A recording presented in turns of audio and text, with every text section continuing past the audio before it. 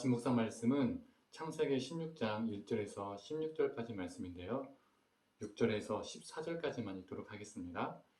함께 읽겠습니다. 아브라함이 사레에게 이르되 당신의 여종은 당신의 수중에 있으니 당신의 눈에 좋을 대로 그에게 행하라 하매 사레가 하갈을 학대하였더니 하갈이 사레 앞에서 도망하였더라.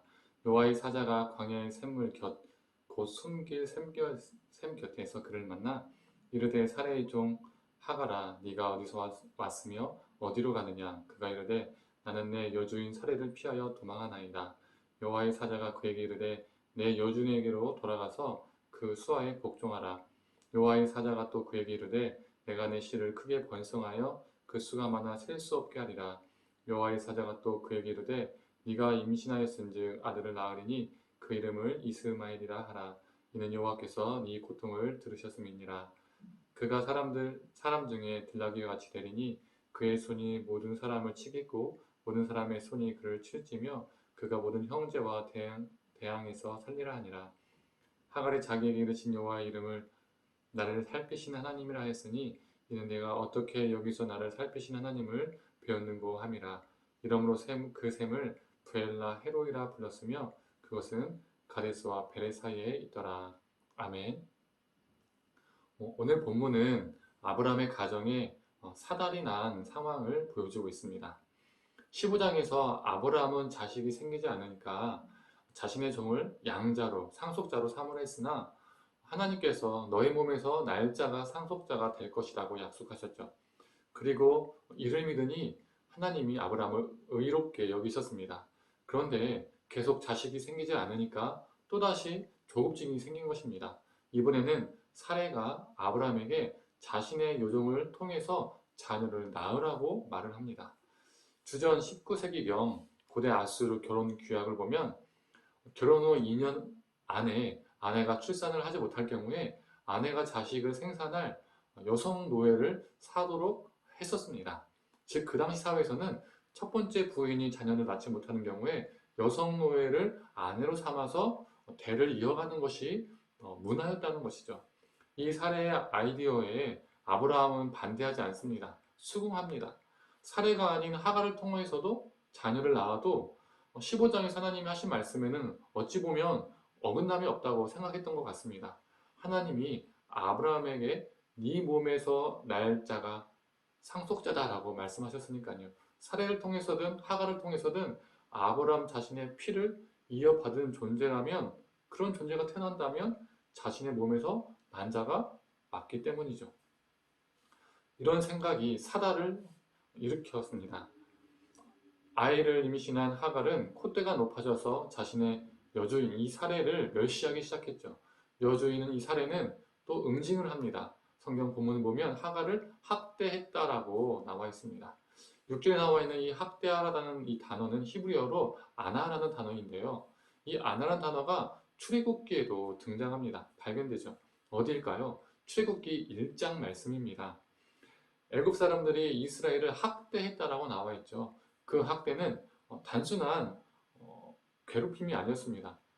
손으로 꾹꾹 찌르고 말로 바보야 이런 이 정도의 괴롭힘이 아니었다는 것이죠. 그 학대를 견디다 못해 이스라엘이 어떻게 했습니까? 하나님께 울부짖을 정도였다는 겁니다.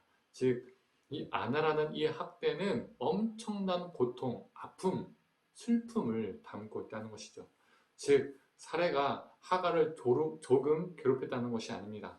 성경은 구체적으로 어떻게 괴롭혔다고 말하진 않지만 하갈이 당한 학대의 강도가 매우 높았다는 것을 이 아나란 단어를 통해서 알 수 있죠. 그래서 견디다 못해서 도망쳐야 할 지경까지 온 것입니다. 그녀가 도망가는 중에 여호와의 사자가 숨길 샘 근처에서 그녀를 만나줍니다. 그리고 여호와의 사자는 그녀에게 질문을 하죠. 질문은 두 가지입니다. 첫 번째 질문은 네가 어디서 왔느냐라는 과거형 질문입니다. 두 번째는 네가 어디로 가느냐, 즉 어디로 갈 것이냐라는 미래형 질문이라는 것입니다. 먼저 첫 번째 질문을 살펴보면 여호와의 사자는 네가 어디서 왔느냐라는 장소를 물었는데 하갈은 동문서답을 합니다. 어떤 동문서답이죠? 장소를 물었으면 장소로 대답하는 것이 맞습니다. 그런데 하갈은 그렇게 하지 않았다는 겁니다. 어떻게 대답합니까? 사례를 피해서 도망 나왔습니다 라고 말을 합니다.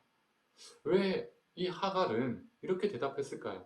하갈에게는 어느 장소로부터 나왔느냐가 중요한 것이 아니라 어떤 상황으로부터 내가 나왔느냐가 더 중요했던 겁니다. 그녀의 대답은 그녀의 고통이 얼마나 극심했는지를 보여주는 것이죠.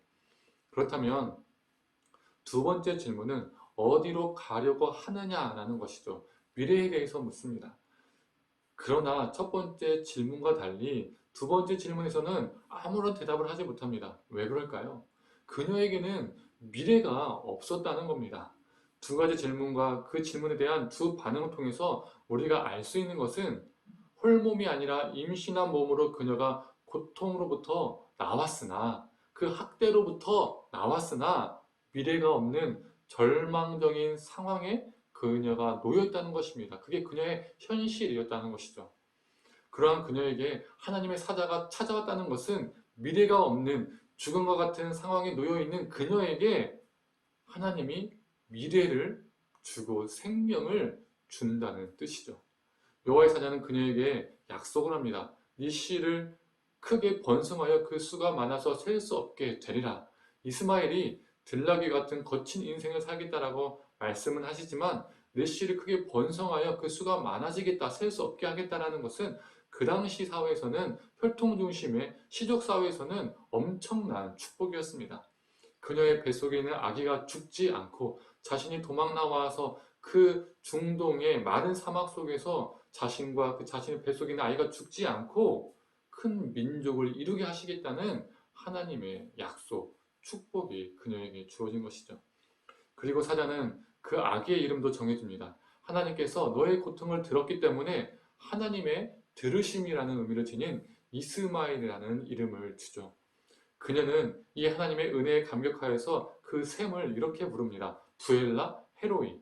나를 살피시는 살아계신 이의 우물이라는 뜻이죠. 절망 가운데 미래가 없는 자신을 돌보시고 살피시는 하나님이라는 것을 고백한 것입니다. 그런데요, 그녀가 이 샘을 부엘라 헤로이라고 부르는데 이 샘이라는 이 단어 자체가 히브리어로 무슨 뜻을 가지고 있을까요? 이 샘이라는 이 단어는 히브리어로 아인이라는 뜻인데요. 이 아인이라는 뜻은 지켜보는 눈이라는 의미를 가지고 있습니다. 하갈이 도망하여 도착한 샘이 바로 하나님이 그녀를 지켜보는 눈이었다는 겁니다. 즉 하나님이 그녀가 고통 가운데 쓰러졌을 때 외면치 않으시고 계속 지켜보시고 계셨다는 것이죠.